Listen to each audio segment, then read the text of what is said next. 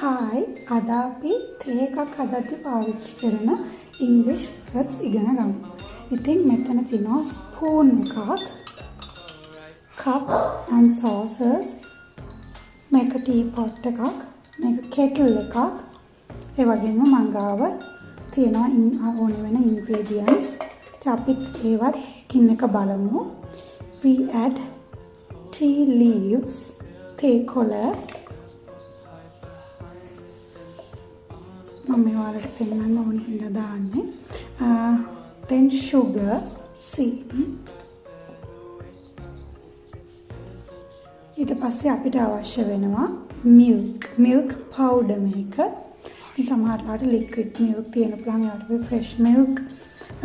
ඒ විදිහේ මේක මම අද පාවිච්චි කරන්නේ milk powder. ඒකලා අපි වතුර දානවා. pour boiling hot water තමයි තේකට අවශ්‍ය වෙන්නේ. ඒකලා අපි මේක මෙන්න මේ විදිහට චුට්ටක් මේකට අපි කියනවා stir කියලා. stir හැඳි ගන්න ඕනේ මෙන්න මේ විදිහට. ඒක චුට්ටක් තියන්න ඕනේ අපි.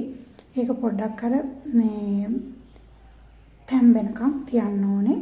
ඊට පස්සේ අපි මම අද ඔයාලට ඒක පෙන්නන්නේ නැහැ.